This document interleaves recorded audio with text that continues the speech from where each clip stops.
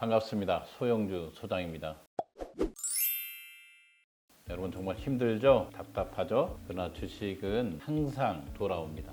우리가 생체 리듬의 바이오가 있는 것처럼 주식도 오르락 내리락 합니다.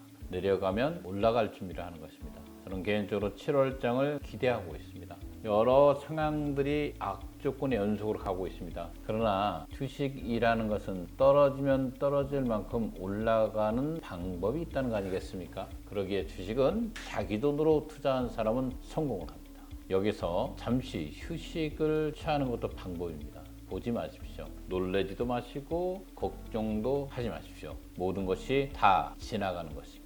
한 주간의 시세를 살펴본 큰 변동이 없다. 비상장 주식, 장외 주식은 거래소 코스닥과 달리 큰 변동폭이 없이 진행되고 있습니다. 다만 우리 가상자산 관련주 개인적으로 2022년도에 가장 큰 추천주입니다.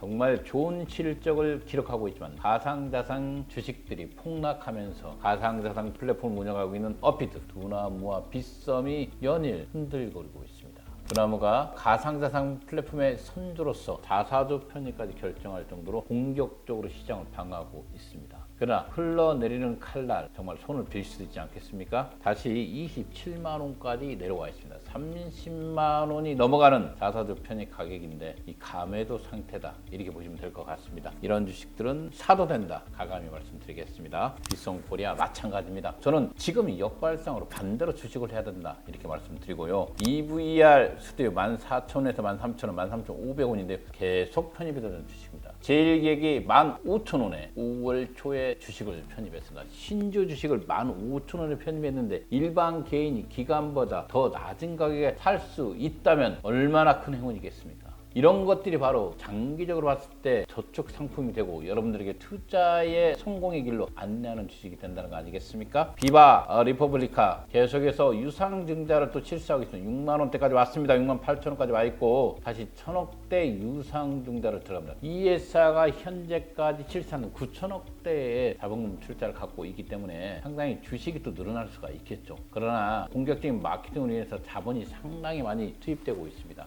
비바, 리퍼블리카, MZ 세대들에게 토스로 유명한 회사 아니겠습니까? 지금 현재 주식도 6만 8천 원이면 상당히 내려가 있습니다. 이런 주식들 나빠 보이지 않다는 건 사실입니다. 야놀자 7만 9천 원까지 오고 있습니다. 야놀자가 자금의 흐름, 우리가 비전 펀드의 자금이 과연 집행이 이루어지고 있는가에 대한 여부가 궁금증이 좀 있습니다. 야놀자가 코로나 이후에 가장 큰 수혜주로 생각했는데 여전히 힘을 못 쓰고 있다. 이렇게 보시면 될 것 같고요. K뱅크 15,000원 이 주식은 제가 추천하지 않는다고 했습니다. 카카오뱅크도 마찬가지로 가도하게 올라가 있는 주식은 하나다. 저는 이렇게 말씀드리겠습니다. 당근마켓 연일 내려가고 있습니다. 오늘은 60만 원까지 와 있는데 실거래는 65에서 70만 원 선에서 움직이고 있는 것 같습니다. 이런 회사들은 쫌쫌해도 되는 주식 아니겠습니까? 상당히 펀더멘탈이 좋고 상장의 여력이 튼튼하기 때문에 이런 회사들은 편입해도 된다 말씀드리고요. 야나두 92만 원대 왔습니다. 야나두나 EVR 스튜디오 이 두 종목이 가장 안 떨어진 종목이었습니다. 그만큼 탄탄하게 시장을 지키고 있기 때문에 상승장이 나온다면 가장 먼저 상승할 수 있는 종목이다. 이렇게 말씀드리겠습니다. 컬리 53,000원에 내려왔습니다. 역시 쿠팡하고 연대되어 있는 이커머스 시장의 최강자 컬리가 53,000원까지 왔다는 것은 올해 상장의 길이 어두울 수도 있다는 걸 보여주는 거 아니겠습니까? 보호적 관점 필요하고요. 오아시스 37,000원 오아시스는 실제 거래는 이루어지지 않고 있는 주식 중에 하나다 이렇게 말씀드리겠습니다. 현대 엔지니어링 연중 최저치 55,000원까지 접근해 있습니다. 아직 편입하지 말아야 될 주식이다 이렇게 말씀드리고요. 바디 프렌드 8,000원까지 들어왔습니다. 연중 최저치를 연속 경신하고 있는 주식입니다. 큐라티스 다시 9,500원 큐라티스도 지금장에서 가장 버티고 있는 주식 중 하나다 이렇게 보시면 될 것 같고요. 이 큐라티스라든가 야나두라든가 EVR 스튜디오 이런 종목들은 시장이 이렇게 힘들어도 잘 버티는 종목이기 때문에 언제든지 상승장에서는 가장 먼저 상승할 수 있기 때문에 눈여겨볼 필요가 있다 이렇게 말씀드리면서 한 주간의 시세를 마치겠습니다.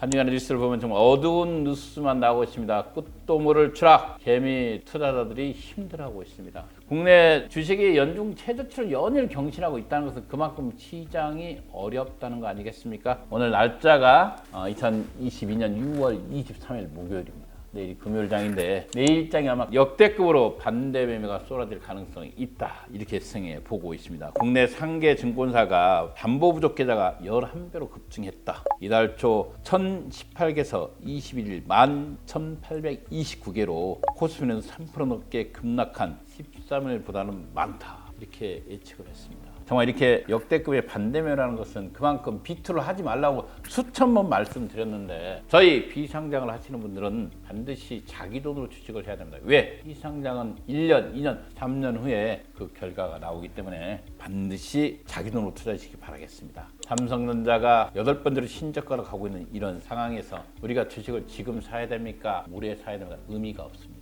시장에 턴어라운드가 나올 때까지는 기다려 주시고요. 시장은 앞서 말한 대로 반드시 회귀합니다. 주식은 기억을 갖고 있고 그 정상의 길로 다시 돌아옵니다. 지금 하방의 길로 자동차가 가고 있다면 잠시 후 멈추고 유턴을 해서 상승의 길로 갈 것이 바로 주식입니다. 기다리는 사람이 이기는 장 아니겠습니까? 지금 말 그대로 거래소 코스닥이 폭락하면서 KOTC 마찬가지입니다. 정말 폭락을 연속을 하고 있고 시총의 3분의 1이 증발했습니다. IPO 시장은 급냉됐겠죠? 점점 어려지고 있는 건 맞습니다. 이런 와중에 또다시 증권 플러스 비상장은 거래 형태가 많이 바뀝니다. 증권 플러스 비상장, 서울거래소 비상장이 KOTC에 준하는 규제에 들어가 있습니다. 왜 이 종목들이 거래가 되지 않냐고 질문을 제일 많이 받습니다. 가장 큰 원인은 무엇이냐면 개인 투자자를 보호한다고 만들었습니다. 맞습니다. 말 그대로 증권플러스 비상장이 휴지가 된 주식을 거래하지 않았습니까? 그런 것들을 예방하기 위해서 만들었습니다.